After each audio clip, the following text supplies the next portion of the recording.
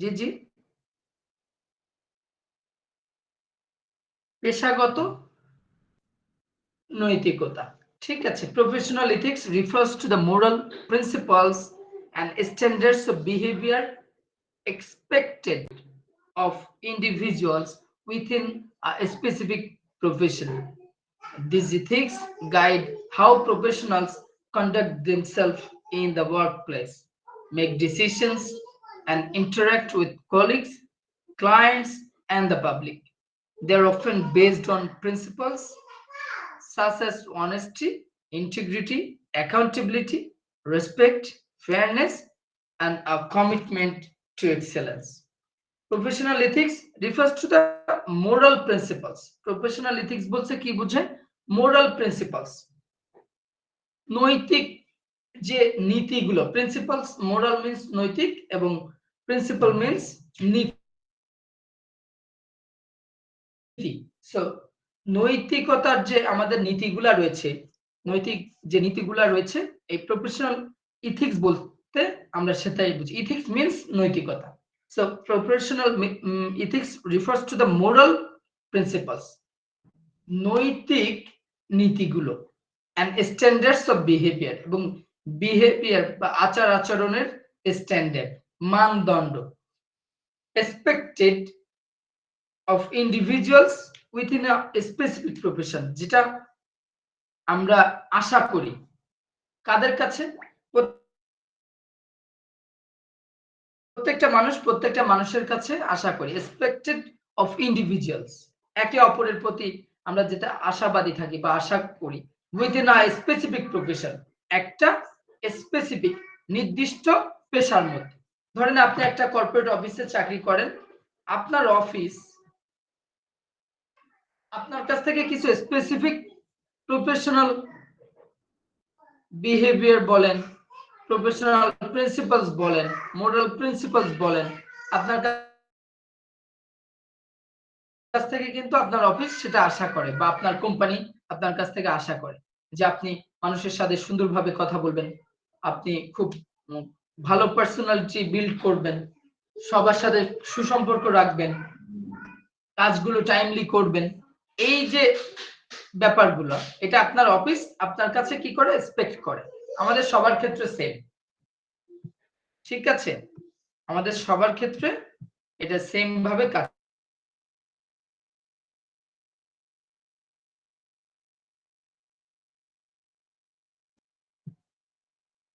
ওকে,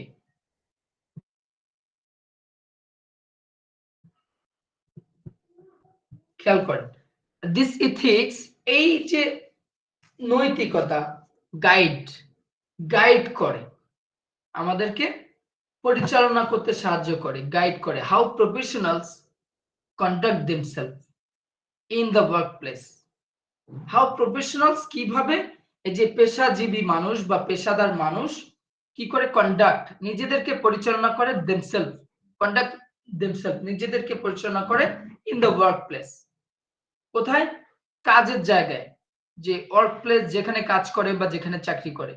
এই যারা কাজ করে বা চাকরি করে তারা কি? প্রফেশনাল।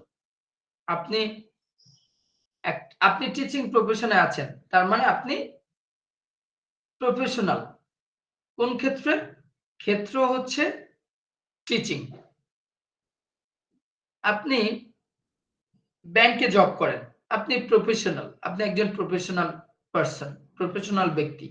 আপনার ক্ষেত্রটা কি? ব্যাংক। সো এরকম এই যে নৈতিকতা কি করে? গাইড করে। আমাদের যে নীতি নৈতিকতা, এগুলো আমাদেরকে গাইড করে how professional conduct themselves in the workplace. কিভাবে এই প্রফেশনাল ব্যক্তি, প্রফেশনাল মিন্স যে মানুষদেরকে বোঝানো হচ্ছে, আমাদেরকে কন্ডাক্ট, কিভাবে মানুষরা কি করে কন্ডাক্ট করে নিজেদেরকে ইন দ্য ওয়ার্কপ্লেস, কাজের জায়গাতে। মেক ডিসিশনস, ডিসিশন মেক করে, ডিসিশন নেয়, ডিসিশন তৈরি করে। and interact with colleagues, এবং একে অন্যের সাথে কি করে? ইন্টারঅ্যাক্ট করে উইথ কলিগস, কলিগদের মাধ্যমে, কলিগদের মধ্যে, কলিগদের সাথে কিভাবে ইন্টারঅ্যাক্ট করে, কিভাবে সম্পর্ক বিল্ড করে। দেন কি আছে কলিগস, ক্লায়েন্ট। ক্লায়েন্ট মানে কি? ক্লায়েন্ট মানে কি কে বলতে পারবেন? ক্লায়েন্ট বলতে বোঝায় আমরা অফিসিয়াল যাদের সাথে আমাদের অফিসিয়াল লেনদেন থাকে তাদেরকে আমরা মূলত ক্লায়েন্ট বলি। ক্লায়েন্ট মানে মোয়াক্কেল স্যার। এক্স্যাক্টলি, মক্কেল। অর্থাৎ আপনি যাদেরকে নিয়ে কাজ যাদেরকে সার্ভিস দেন, তাই না? ক্লায়েন্ট হচ্ছে সার্ভিস টেকার। সহজ কথায় যারা সার্ভিস আপনার থেকে নেয় তারা কি আপনার ক্লায়েন্ট, আর আপনি হচ্ছেন সার্ভিস প্রোভাইডার। আপনি যদি প্রফেশনাল হন, মানে যে ক্ষেত্রেই হোক না কেন, আপনি যদি টিচার হন তাহলে আপনার ক্লায়েন্ট কারা? হ্যালো,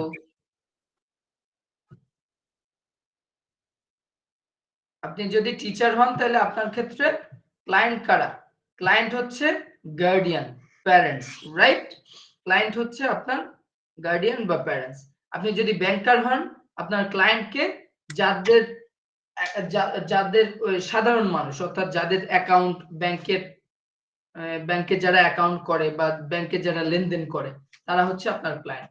ক্লায়েন্ট হচ্ছে মক্কেল। ক্লায়েন্ট এন্ড দ্য পাবলিক, এবং মানুষের সাথে কি বলা হচ্ছে? এই নৈতিকতা আমাদেরকে গাইড করে কিভাবে আমরা অ্যাজ এ প্রফেশনাল আমরা নিজেদেরকে পরিচালনা করি। কোথায় পরিচালনা করি? আমাদের কাজের ক্ষেত্রে, কর্মক্ষেত্রে, ডিসিশন মেকিং এর ক্ষেত্রে, interact with colleagues, client and public, মানুষের সাথে ইন্টারাক্ট করা, পরস্পরের সাথে সম্পর্ক বিল্ড করি কিভাবে, পরস্পরের সাথে আচার আচরণ কিভাবে করি, ব্যবহার কেমন ব্যবহার করি, কিভাবে একজন আরেকজনের সাথে কথা বলি, সেটা আমার কলিগদের ক্ষেত্রেও, আমার ক্লায়েন্টের ক্ষেত্রেও এবং অন্য মানুষের ক্ষেত্রে। দে আর often based on principles such as honesty. এটা কিসের? এটা এই মূল নীতিগুলোর উপর ডিপেন্ড করে। এখন এই মূল নীতিগুলোর মধ্যে কি কি রয়েছে? এই যে আমাদের নৈতিকতা, এটা কয়েকটা মূলনীতির উপর ডিপেন্ড করে।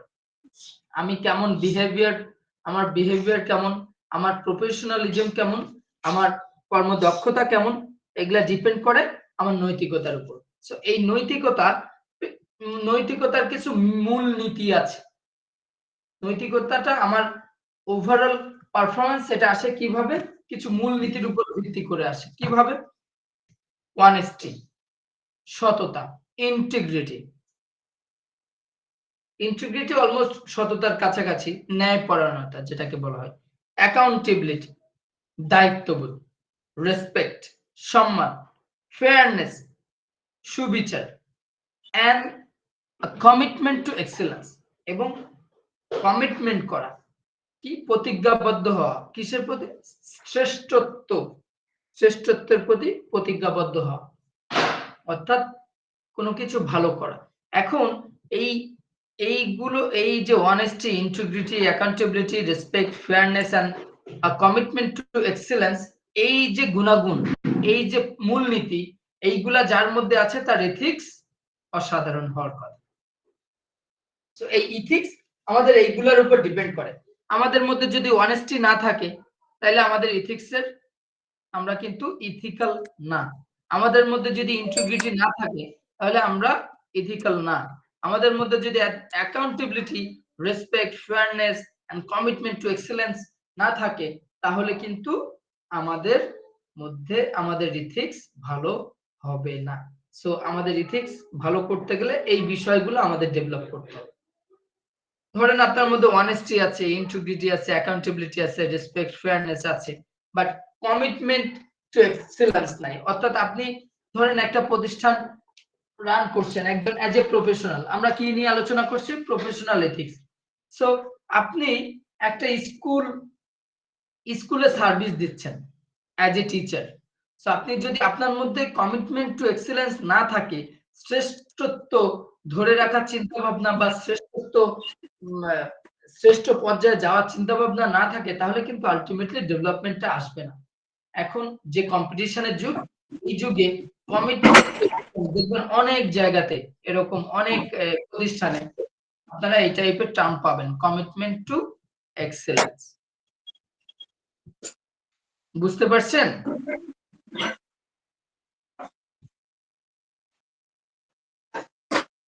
হ্যালো, সবাই কি ক্লিয়ারলি বুঝতে পারছেন?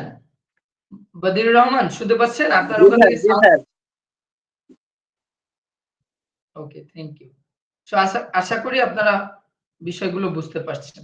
সো প্রফেশনাল ইথিক্সটা কি জিনিস সেটা আমরা জানলাম। Now we are going to discuss about types of professional ethics. এই প্রফেশনাল ইথিক্স কত প্রকার বা এটার প্রকারগুলো কি কি আছে? এটা অনেক প্রকার, ঠিক আছে? এটা ডিপেন্ড করে ফিল্ড অনুযায়ী, আপনি কোন ফিল্ডে জব করছেন, কোন ফিল্ডে কাজ করছেন সেটার উপরে ডিপেন্ড করে। সো এখানে অনেকগুলো পয়েন্ট আছে, খুব ইজি পয়েন্ট, আপনারা যতগুলো সম্ভব মনে রাখার ট্রাই করবেন। There are some key types of professional ethics across various fields.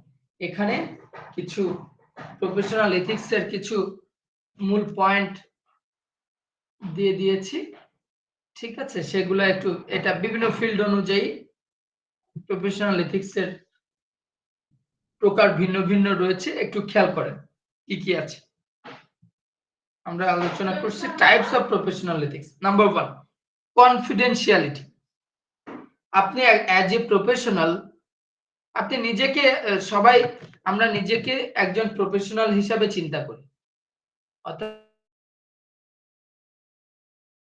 আমরা যে কোনো একটা পেশায় আছি, আমরা একজন ব্যক্তি একটা professional. So in our professional life আমাদের কেমন হওয়া উচিত খেয়াল করেন। কনফিডেন্সিয়ালিটি। কনফিডেন্সিয়ালিটি মানে কি? গোপনীয়তা রক্ষা করতে হবে। অনেক ক্ষেত্রে হয় না, অনেক কিছু গোপনীয়তা রক্ষা করতে হয়, একজনের কথা আর একজনের সাথে বলা যায় না, বলতে নেই। যেটা একজন আপনাকে বিশ্বাস করে একটা কথা বললো, আপনার মধ্যে যদি কনফিডেন্সিয়াল ব্যাপারগুলা যদি আপনাকে বলে যদি বিশ্বস্ত না থাকে, তাহলে কিন্তু আপনার ইথিক্স ভালো থাকবে। সো কনফিডেন্সিয়ালিটি, গোপনীয়তা। অ্যাকাউন্টেবিলিটি, আমরা একটু আগে দেখলাম, অ্যাকাউন্টেবিলিটি হচ্ছে দায়িত্ববোধ। ইন্টিগ্রিটি, ইন্টিগ্রিটি হচ্ছে ন্যায়পরায়ণতা। ট্রান্সপারেন্সি, ট্রান্সপারেন্সি মিন্স হচ্ছে ক্লিয়ারনেস বা স্বচ্ছতা। Respect for autonomy, respect. দেখেন, আপনি অ্যাজ এ প্রফেশনাল আপনাকে কেমন হওয়া উচিত? বিভিন্ন টাইপের প্রফেশনাল এথিক্স রয়েছে। কনফিডেন্সিয়ালিটি, গোপনীয়তা। অ্যাকাউন্টেবিলিটি, দায়িত্ববোধ, অর্থাৎ আপনি একটা কাজ আপনাকে দেওয়া হলো, আপনি সেটা দায়িত্বের সাথে কমপ্লিট করলেন, এটা হচ্ছে accountability. That means it proves that your accountability is very good. Okay, integrity. Integrity বলছিলাম কি? ইন্টিগ্রিটি মিন্স ন্যায়পরায়ণতা, অর্থাৎ আপনি মানে দুই রকম বিচার করেন না, যা করেন সেম, যেটা উপযুক্ত সেটাই। ট্রান্সপারেন্সি, ট্রান্সপারেন্সি মিন্স স্বচ্ছতা। আপনি যে কাজ করেছেন, যে কাজ করেন, সেগুলো খুব ক্লিয়ার, না স্পষ্টতার সাথে কাজ করেন, কোনো ঝাপসা কোনো কিছু নাই, হাইড কোনো কিছু নাই, clear cut. Respect for autonomy, respect for autonomy. Autonomy means হচ্ছে দুইটা মিন করে, একটা হচ্ছে স্বায়ত্তশাসন আর একটা হচ্ছে ব্যক্তি স্বাধীনতা। তো দুটাই কিন্তু সেম। আপনি যদি চিন্তা করেন ব্যক্তি স্বাধীনতা কেমন, যে একজন ব্যক্তি সে ইন্ডিপেন্ডেন্টলি কাজ করতে চায়, আপনি তাকে respect, you have to respect him or her.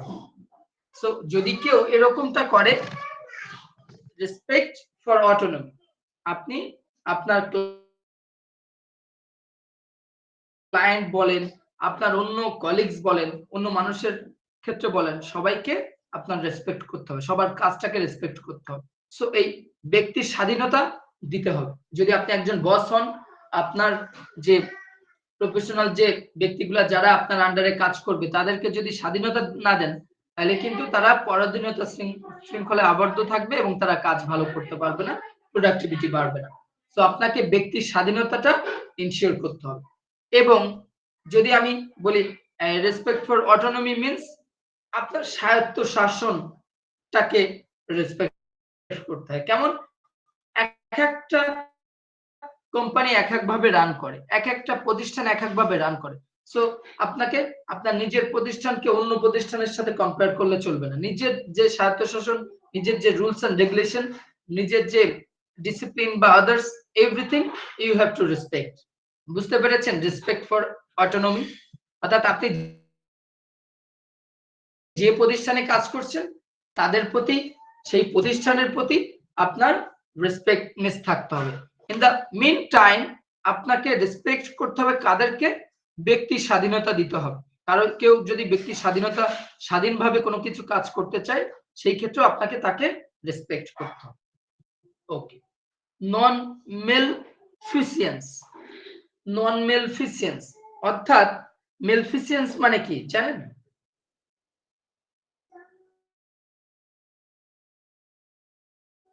মেলফিসিয়েন্স means হচ্ছে পরোপকারী। ঠিক আছে, পরোপকারী। এখন এই নন মেলফিসিয়েন্স মানে পরোপকারী নয়। নন মেলফিসিয়েন্স মিন্স পরোপকারী নয়। কিছু কিছু ক্ষেত্রে আমাদের প্রফেশনাল জায়গাতে কিছু ইল্লিগাল কিছু অ্যাক্টিভিটিস হয়, যেটা করলে আপনি অন্যের উপকার করলেন, বাট এরকম হওয়া যাবে না। এথিক্সের জায়গাটা এথিক্সের জায়গাটা এথিক্সের মতোই থাকবে। নৈতিকতার জায়গাটা নৈতিকতার দিকেই খেয়াল রাখতে হবে। অনেক সময় দেখবেন যে আপনি কয়েকটা মাল বাড়ায় দিলেন, সে ভালো কিছু পেলো বা প্রমোশন পেলো, আপনি কাউকে একটু গোপনীয়তা রক্ষার্থে কাউকে সুপারিশ করলেন, যে অ্যাকচুয়ালি এই সুপারিশ পাওয়ার যোগ্য না, কাউকে প্রমোট করার জন্য বা নতুন কাউকে ঢোকানোর জন্য একটু লিঙ্ক লবিং টাইপ আমরা কিছু কাজ করি, তাই না? সো এটার আরেকটা মিনিং হয়, মেলফিসিয়েন্সের আরেকটা মিনিং হচ্ছে অপরাধ প্রবণতা। আমরা যে প্রফেশনাল যে প্রফেশনে থাকি না কেন, দেখবেন আমাদের অনেক সময় অনেক চান্সেস আসে কোনো কিছু মানে ইলিগাল কিছু অ্যাক্টিভিটিজ এর ক্ষেত্রে। সো এই টাইপের এইগুলা থেকে দূরে থাকতে হবে। মেলফিসিয়েন্স, সো নন মেলফিসিয়েন্স অর্থাৎ অপরাধ প্রবণতা থেকে দূরে থাকা। ঠিক আছে, অপরাধ প্রবণতা, অপরাধ প্রবণ নয় যেটাকে বলছে। জাস্টিস এন্ড ফেয়ারনেস, শুনতে পাচ্ছেন সবাই? হ্যালো, সবাই কি শুনতে পাচ্ছেন? জি স্যার, শুনতে পাচ্ছি।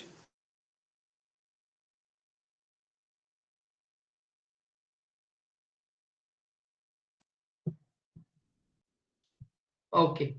জাস্টিস এন্ড ফেয়ারনেস, যেটা বলছিলাম ন্যায় বিচার,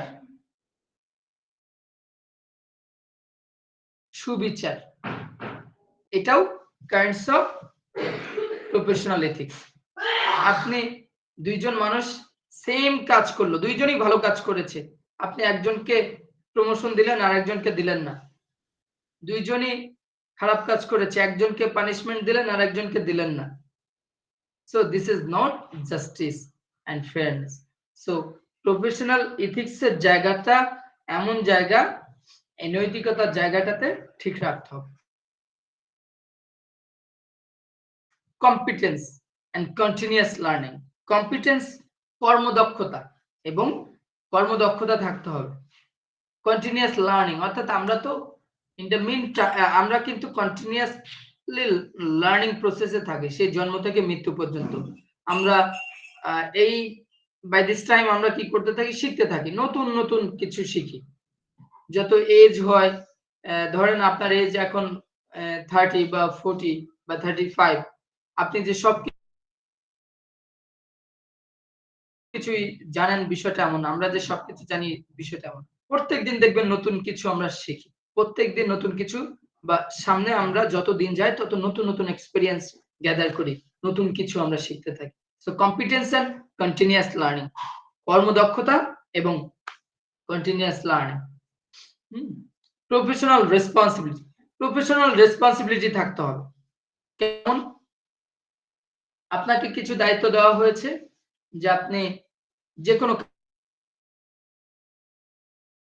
কাজের ক্ষেত্রে যে আপনি এই কাজগুলো এই টাইম লাইনের মধ্যে আপনাকে শেষ করতে হবে, এই ডেডলাইন আপনি আগামী কালকের মধ্যে অফিস টাইমের মধ্যে আপনাকে এই কাজগুলো শেষ করতে হবে, বা এই কাজ ভাগ করে দিয়ে এই কাজগুলো আপনার রেসপন্সিবিলিটি। একটা প্রোগ্রাম হবে, এখানে আমরা কাজ ভাগ করে দিয়েছি, এখানে এই প্রোগ্রামটার ডেকোরেশনের দায়িত্ব আপনার। সো এইটা হচ্ছে আপনার প্রফেশনাল রেসপন্সিবিলিটি। আপনাকে এটা পালন করার জন্য যে যে অ্যাক্টিভিটিস করা লাগে সেটা করতে হবে। বাট যদি আপনি না করেন তাহলে কি হয়ে যাবেন, আপনার মধ্যে প্রফেশনাল রেসপন্সিবিলিটিস থাকবে না, lack of professional responsibilities show করবে। সেটা প্রফেশনালসদের জন্য নিশ্চয়ই ভালো নয়।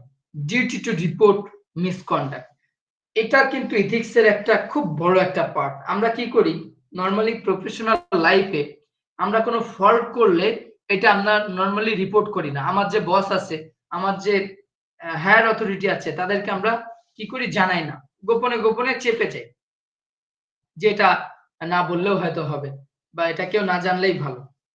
বাট আমাদের ইথিক্স কি বলে, ইথিক্স হচ্ছে আপনি ভালো কিছু করলেও সেটা জানবে, আর খারাপ কিছু করলে তো অবশ্যই আগে জানবে। আপনার নিজে যদি কোনো ফল্ট করেন, সেটা অন্য কারোর মাধ্যমে যাওয়ার চেয়ে নিজের মাধ্যমে যাওয়াটাই সবচেয়ে ভালো।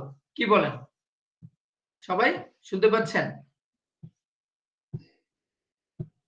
হ্যালো, জি স্যার, শুনতে পাচ্ছি স্যার। ওকে। তো আপনারা যদি আমরা যদি কোনো ফল্ট করি অ্যাজ এ প্রফেশনাল, আমার প্রফেশনাল লাইফে আমি কোনো ফল্ট করে ফেলেছি আমার কাজের বা আমার রেসপন্সিবিলিটির জায়গা থেকে, আমার মনে হচ্ছে যে এটা আমার করা উচিত হয়নি, তো আমি নিজে, আমাকে কি করা উচিত, আমাকে অনুতপ্ত হওয়া উচিত এবং আমার হায়ার অথরিটিকে জানানো উচিত যে স্যার বা বস, এটা আমার দ্বারা এটা আজকে এটা হয়েছে, আমি এটার জন্য আমি দুঃখিত। আই হোপ এটা ইন ফিউচার এটা রিপিট হবে না। এই ব্যাপারটা হচ্ছে এটা মিন করে যে আপনার ethics outstanding ethics you have. So next, conflict of interest. Conflict of interest means হচ্ছে স্বার্থের দ্বন্দ্ব। ঠিক আছে, অনেকে স্বার্থের জন্য অনেক কিছু করে, তাই না?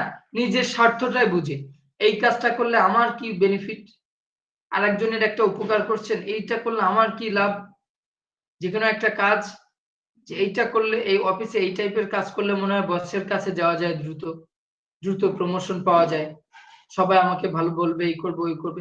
স্বার্থ, আপনি, আমরা যদি প্রফেশনাল লাইফে নিজের স্বার্থটা না থাকে, নিজের স্বার্থের সাথে যদি দ্বন্দ্ব করে চলি, যে স্বার্থের দিকে না তাকাই, তাহলে দেখবেন আলটিমেটলি ভালো কিছু আসে। নিজের স্বার্থের চিন্তা করা যাবে না। প্রতিষ্ঠানের স্বার্থে, আপনার প্রফেশনের স্বার্থে, আপনার নৈতিকতা যেটা বলে, নৈতিকতা অনুযায়ী আপনাকে ডিসাইড করতে হবে। সেটা যদি আপনার স্বার্থের এগেনস্টেও হয়, সেটা করতে হবে। আপনার কাজের, আপনার মনের বিরুদ্ধেও যদি হয়, সেটাও করতে হবে। এটাই হচ্ছে নৈতিকতা।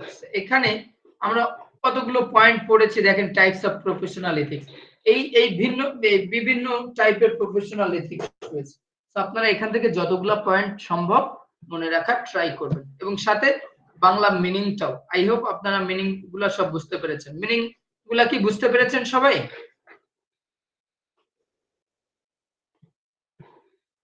হ্যালো, সবাই কি বুঝতে পেরেছেন?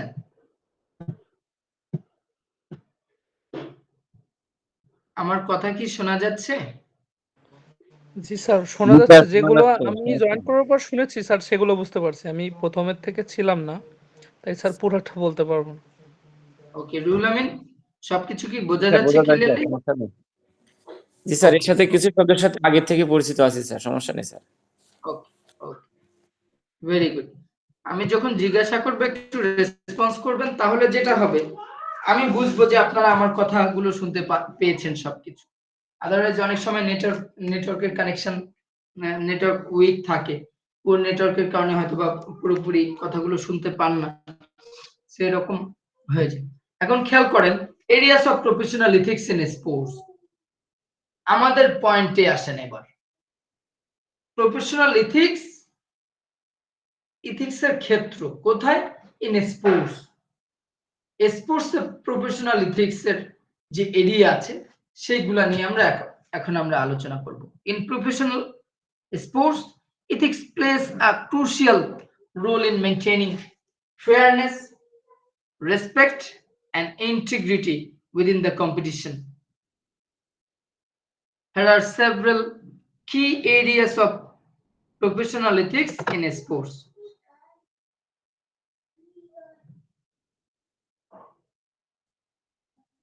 তাইলে কি বলা হচ্ছে ইন প্রফেশনাল স্পোর্টস, প্রফেশনাল যে স্পোর্টস গুলা, এই প্রফেশনাল স্পোর্টসে ধরেন প্রফেশনাল স্পোর্টস কি আছে, ম্যাক্সিমাম স্পোর্টস কিন্তু প্রফেশনাল। ফুটবলের ক্ষেত্রে প্রফেশনাল ফুটবল হয়, ধরেন এলাকার যে খেলাগুলো এগুলা কিন্তু নরমালি প্রফেশনাল না। যেগুলাতে টুর্নামেন্ট বেচ, ন্যাশনাল ইন্টারন্যাশনাল আদার টুর্নামেন্ট, তো যেগুলাতে প্রফেশনালিজম খুবই দরকার।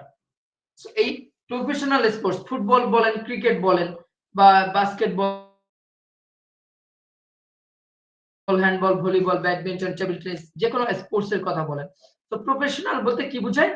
ন্যাশনাল ইন্টারন্যাশনাল কম্পিটিশন অথবা অন্য কোনো কম্পিটিশন যেটার ভ্যালু আছে, ধরেন আপনার গ্রামে 11 জন করে প্লেয়ার দুই টিমে ফুটবল খেলছেন একটা ম্যাচ নিজেদের মাঠে, এই ম্যাচটার ভ্যালু আছে কিনা? যদি আমরা চিন্তা করি ওইভাবে ভ্যালু এটা নাই, এটা ফর রিক্রিয়েশন, আপনারা রিক্রিয়েশনের জন্য খেলছেন। বাট বাংলাদেশের সাথে ইন্ডিয়ার একটা খেলা, এটার এই ম্যাচের ভ্যালু আছে কি নাই? নিশ্চয়ই আছে, বুঝতে পারছেন? জি স্যার। তো এটাই হচ্ছে প্রফেশনাল স্পোর্টস ইথিক্স, নৈতিকতা কি করে? Plays a crucial role in maintaining fairness, respect and integrity within the competition.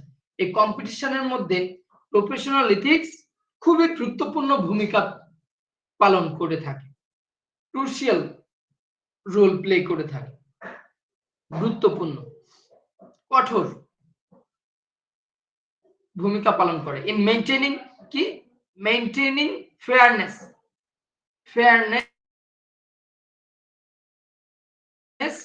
Respect and integrity. খুব যাতে আমরা ধরেন ইন্ডিয়ার সাথে বাংলাদেশে খেলা হচ্ছে, আমাদের যা ইচ্ছা আমরা তাই করতে পারবো? ধরেন আম্পায়ার আউট হয় না, আম্পায়ার আমাদের নিজেদের মাঠের আম্পায়ার আউট দিয়ে দিল, এটা কি ফেয়ারনেস থাকলো? একজন প্লেয়ার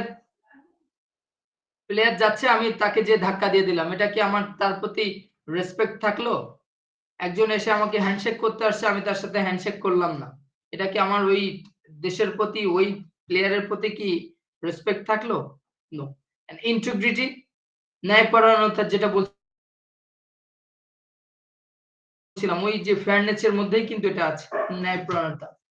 আপনার দুই রকম বিচার করা যাবে, রান আউট হয় না, রান আউট দিয়ে দিচ্ছে, ধরেন ভিএআর সিস্টেম নাই, বা ওই যে ফুটবলের যেটা ভিএআর, ক্রিকেটে রিভিউ সিস্টেম নাই। বাংলাদেশে একবার বাংলাদেশ আর পাকিস্তানের খেলা, আফ্রিদির উইকেট মুস্তাফিজ পেয়েছিল, আমার যতটুকু মনে আছে, মুস্তাফিজের ফার্স্ট ম্যাচ। সো ওই আফ্রিদি কোয়াট আউট, আম্পায়ার কোয়াট আউট দিছিল, বাট ওইটা হচ্ছে ওখানে ওই ম্যাচে রিভিউ এর কোনো সিস্টেম ছিল না। আফ্রিদি রিভিউ এর সাইন দেখায়, বাট কোনো সিস্টেম না থাকায় সেই ম্যাচে কোনো দেয় নাই। দ্যাট মিন্স আফ্রিদি কনফিউজ ছিল যে এটা ব্যাটে লাগছে কি লাগে নাই।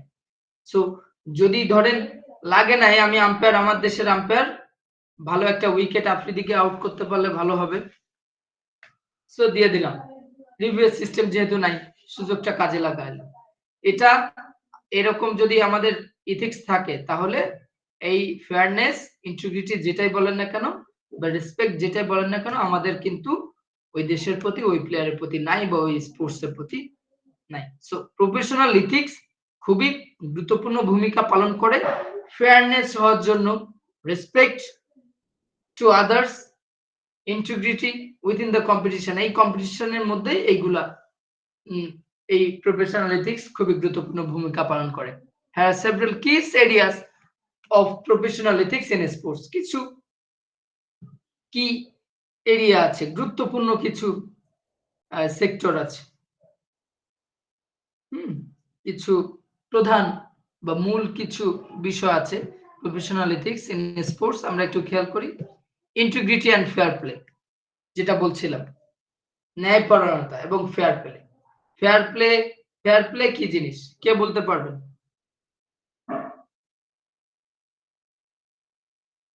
ফেয়ার প্লে কি জিনিস? হ্যালো,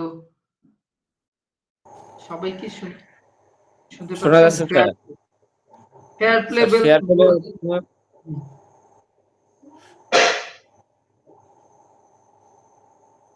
ফেয়ার প্লে কি বলেন, কে বলতে পারবেন?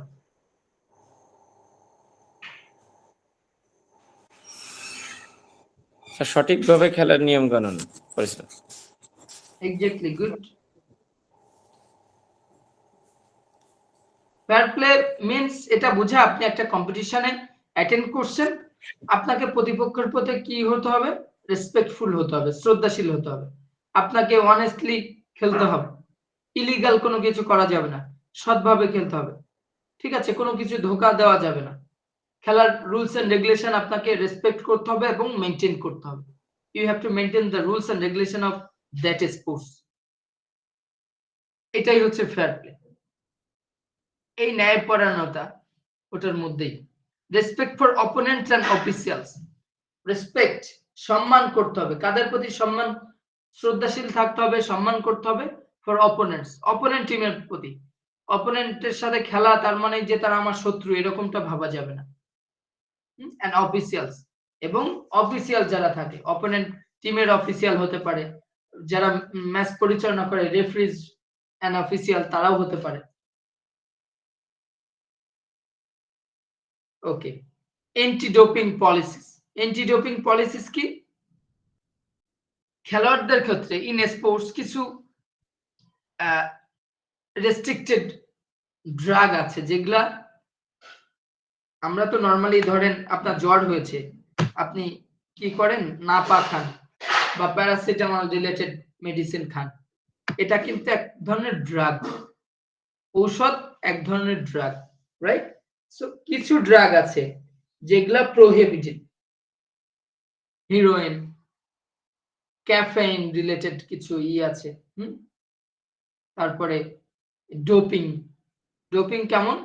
আপনার পারফরম্যান্স ইনক্রিজ করার জন্য, ইনহ্যান্স করার জন্য আপনি কিছু ড্রাগ নিজের বডিতে যদি প্রবেশ করান, তাহলে সেটা হচ্ছে ডোপিং এর আওতায় পড়বে। তো এই অ্যান্টি ডোপিং পলিসিসটাও মেনটেন করতে হবে। কিভাবে? প্রত্যেকটা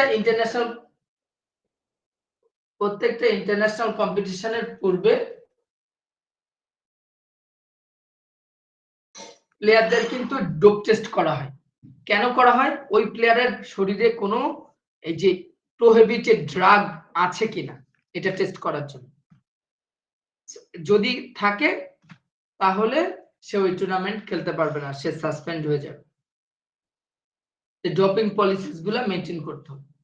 কমিটমেন্ট টু এক্সিলেন্স, যেটা এই পয়েন্টটা আগে পড়েছি, কমিটমেন্ট টু এক্সিলেন্স, শ্রেষ্ঠত্ব ধরে রাখার মতো চিন্তা ভাবনা, এন্ড সেলফ ইমপ্রুভমেন্ট,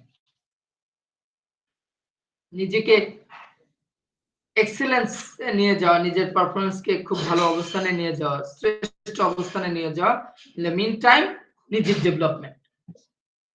এই ব্যাপারগুলা কিন্তু আমাদের professional areas of professional ethics in sports এর মধ্যে পড়ে। আরো কয়েকটা আছে, একটু খেয়াল করি। Conflict of interest and impartiality, ওই যে বলছিলাম স্বার্থের দ্বন্দ্ব, এবং ইম্পার্শিয়ালিটি, অর্থাৎ পার্শিয়ালিটি মনোভাব থাকা যাবে না, যে আমেরিকা তো অনেক দূরে, ইন্ডিয়া আমার পাশের দেশ, ওদেরকে একটু বেনিফিট দিলাম, ওদের সাথে আমাদের খেলা, ইন্ডিয়ার সাথে আমাদের খেলা, আর আমেরিকা হারুক, আমরা ইন্ডিয়াকে সাপোর্ট করি, ইন্ডিয়াকে একটু সিস্টেমে জেতায় দিই। এগুলা হচ্ছে partiality. So in ethics we have to stay in impartiality and conflict of interest. নিজেদের কোনো স্বার্থের সাথে স্বার্থের সাথে, নিজের স্বার্থের সাথে দ্বন্দ্ব করতে হবে, দ্বন্দ্ব রাখতে হবে।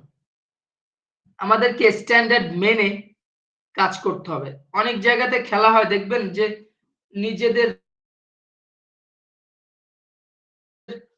অনেক টুর্নামেন্ট আপনারা খেয়াল করবেন, নিজের দেশ বা নিজের দল কি করে, এমন গ্রুপে রাখে যেন খুব সহজে ফাইনাল খেলতে পারে, আর কঠিন কঠিন দল সব একদিকে দিয়ে দেয় যাতে তাদের মধ্যে লড়াই হয় এবং ভালো ভালো দলগুলো আগে আগে বাদ পড়ে যায়।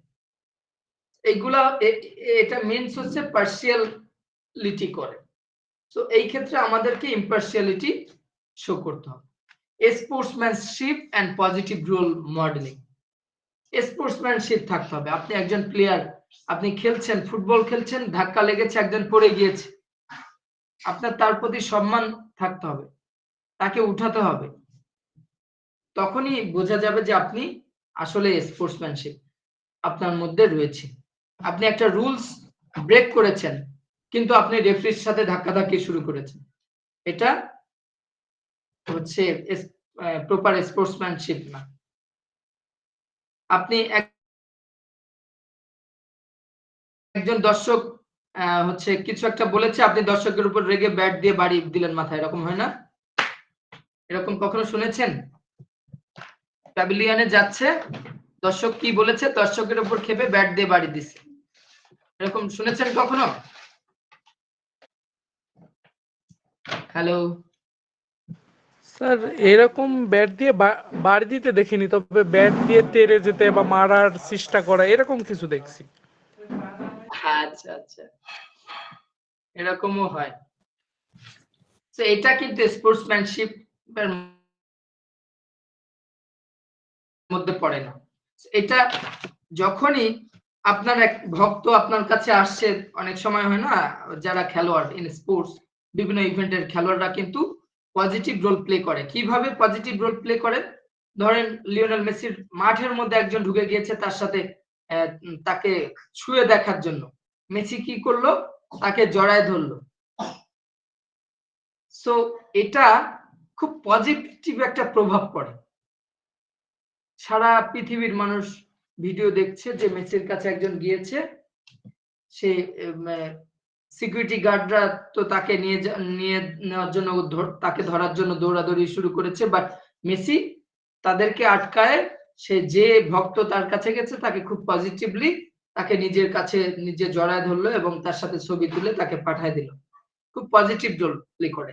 এর অপোজিটটা যদি চিন্তা করেন, একজন আসলো, মেসি তাকে ধাক্কা দিল, ধাক্কা দিয়ে দূরে সরায় দিল, তখন এটা কি?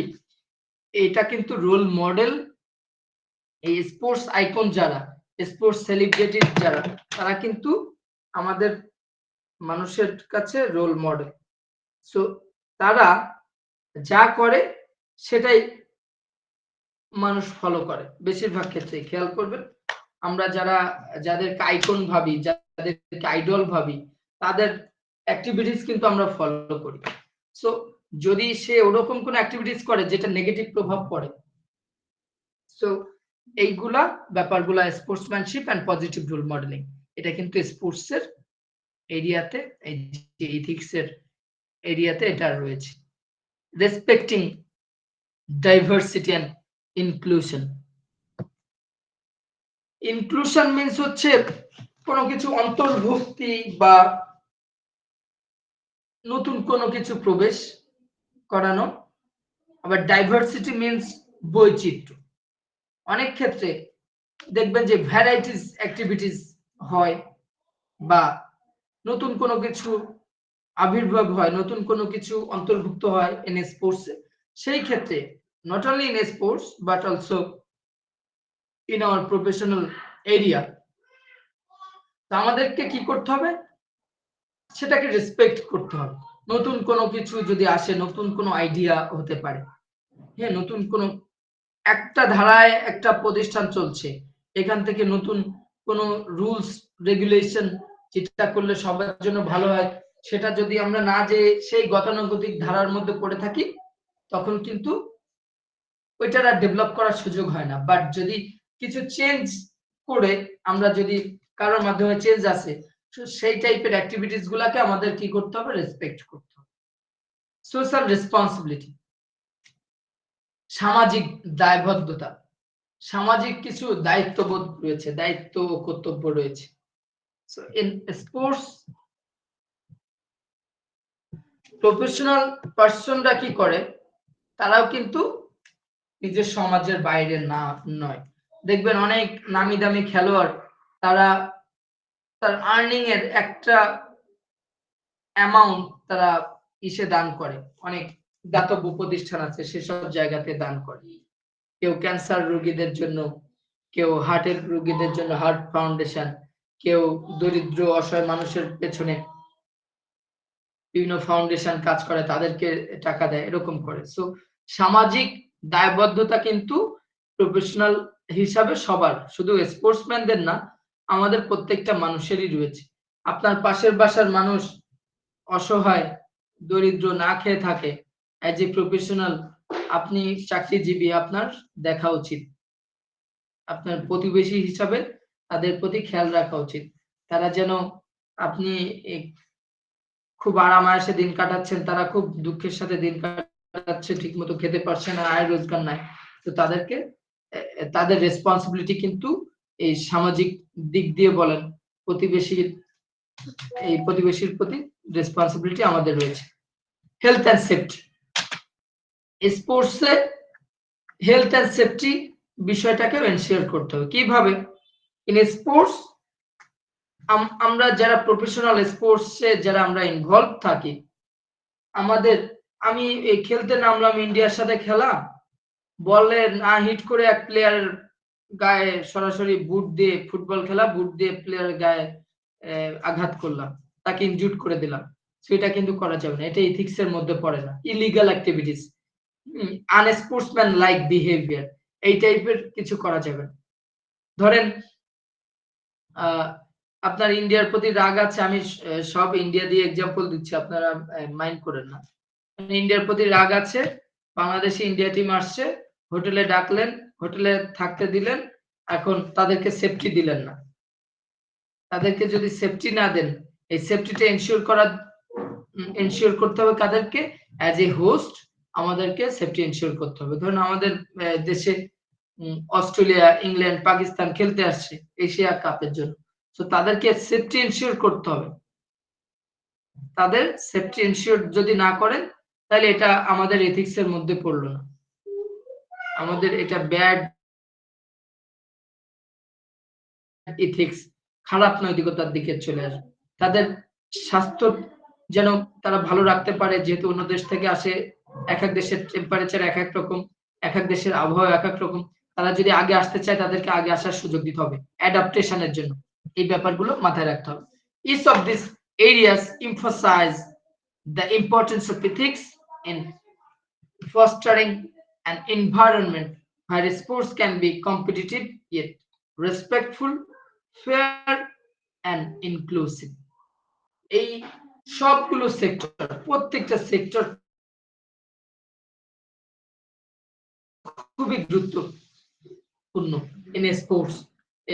স্পোর্টসে এইগুলা নৈতিকতার খুবই গুরুত্বপূর্ণ ভূমিকা পালন করে।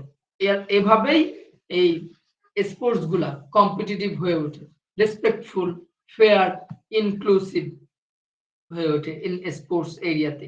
তো যদি আমরা যত বেশি এথিক্সের জায়গাতে আমাদের মধ্যে যত ইথিক্যাল ব্যাপারগুলা কাজ করবে, তত আমরা কি করব, আমাদের এই স্পোর্টসটাকে বিল্ড হবে, তত আমাদের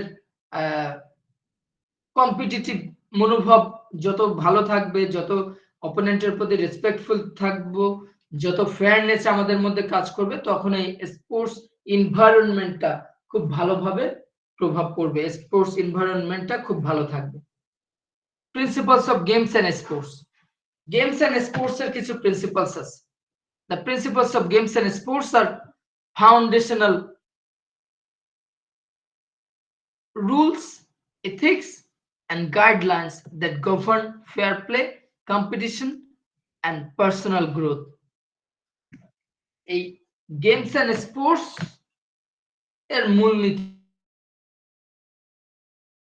নীতিগুলা কি ফাউন্ডেশনাল রুলস, খুব যে বেসিক রুলস, ইথিক্স নৈতিকতা এন্ড গাইডলাইন্স নির্দেশনা দ্যাট গভর্ন ফেয়ার প্লে, যেগুলা ধরেন আমাদের যে কোনো একটা স্পোর্টস, ধরেন ক্রিকেট, এই ক্রিকেটের যদি বেসিক রুলস আমরা জানি, নৈতিকতার ব্যাপারগুলো যদি আমরা জানি, এবং আমাদের যে গাইডলাইন গুলা থাকে সেই গাইডলাইন গুলো আমরা সুন্দরভাবে যদি জানি এবং সেটা অ্যাপ্লাই করি, এটা আমাদেরকে কি সাহায্য করে, ফেয়ার প্লে করতে সাহায্য করে। ইন কম্পিটিশন এন্ড পার্সোনাল গ্রোথের জন্য কিন্তু এগুলো আমাদের জন্য হেল্পফুল, পার্সোনাল ডেভেলপমেন্টের জন্য। Here are some key principles, এখানে গুরুত্বপূর্ণ কিছু মূলনীতি আমরা দেখছি। ফেয়ার প্লে, ফেয়ার প্লে কি আমরা একটু আগেই আলোচনা করেছি। ডিসিপ্লিন, ডিসিপ্লিন আমরা সবাই জানি। Team work and cooperation, team work, নিজের টিম অ্যাজ এ টিম কাজ করা, একজন এক টিমের আমার টিমমেটদেরকে সহযোগিতা করা। Cooperation, cooperate with others. Respect, সম্মান। কমিটমেন্ট এন্ড ডেডিকেশন, কমিটমেন্ট থাকা, দায়বদ্ধ থাকা টিমের প্রতি। আপনি ম্যাচ হারছেন, দিনের পর দিন ম্যাচ হারছেন, রান করতে পারছেন না, কিছুই মনে হচ্ছে না, খেলায় গা ভাসিয়ে দিয়েছেন, এরকম হলে হবে না। আপনাকে ভালো খেলোয়াড় হতে, ভালো খেলা উপহার দেওয়ার জন্য দায়বদ্ধতা থাকতে হবে। যদি কোনো জায়গাতে ল্যাকিংস থাকে সেটা ডেভেলপমেন্টের কাজ করতে হবে।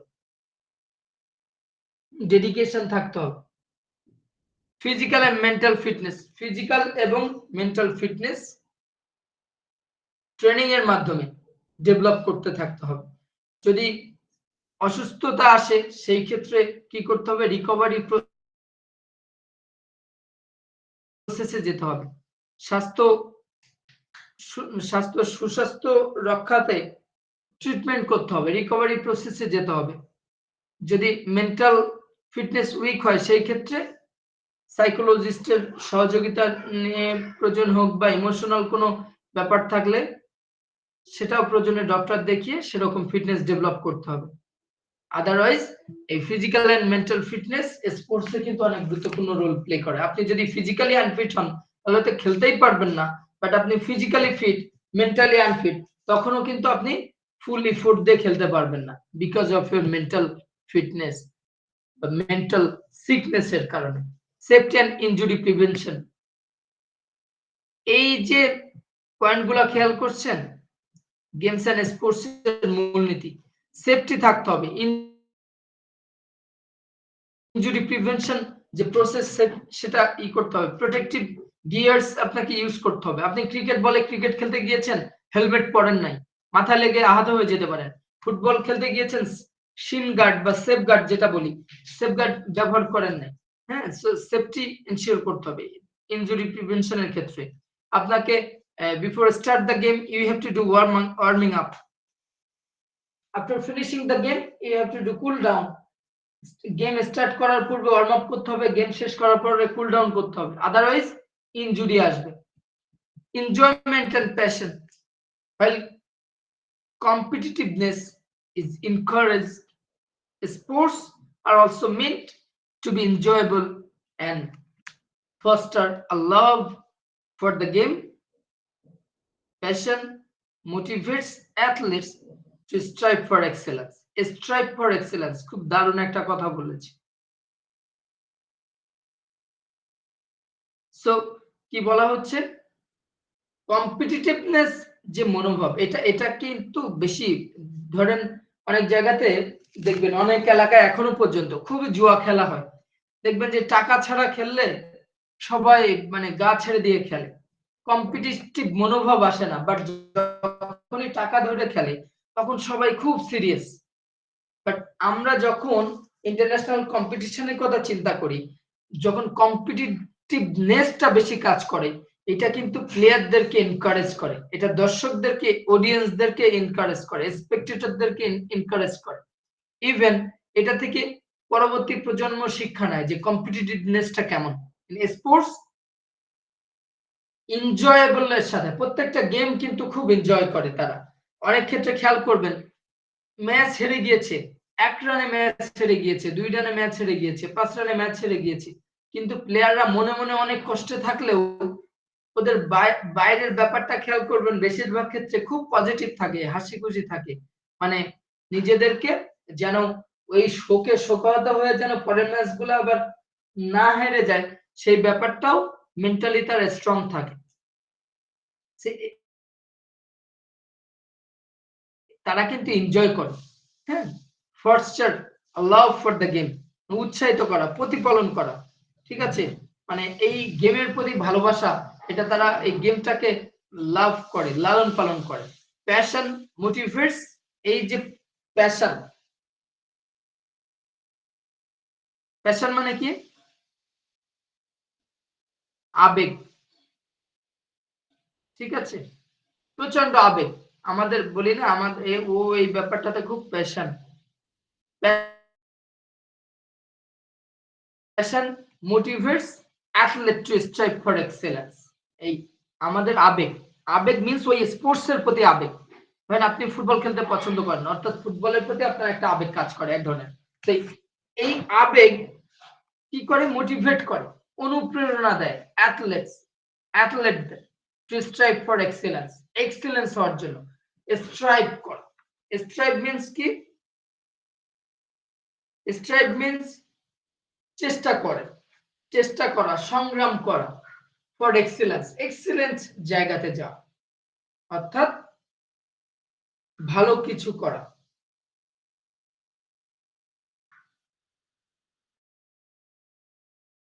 স্ট্রাইভ ফর এক্সেলেন্স আমি কোথায়, এটা হচ্ছে একটা ক্লাবের ইসে দেখেছিলাম, আমার সাবেক প্রতিষ্ঠানের এক ক্লাবের মোটোতে এরকম ছিল, strive for excellence. So strive, শ্রেষ্ঠত্বের জন্য কি লড়াই করা, শ্রেষ্ঠত্বের জন্য কি করা? পরিশ্রম করা, এটাই হচ্ছে strive for excellence. Leadership and responsibility, leadership and responsibility, leadership qualities থাকতে হবে, রেসপন্সিবিলিটি থাকতে হবে, লার্নিং এন্ড অ্যাডাপ্টিবিলিটি শিখতে হবে, এবং অ্যাডাপ্টিবিলিটি অর্থাৎ খাপ খাইয়ে নেওয়ার যে ব্যাপারটা।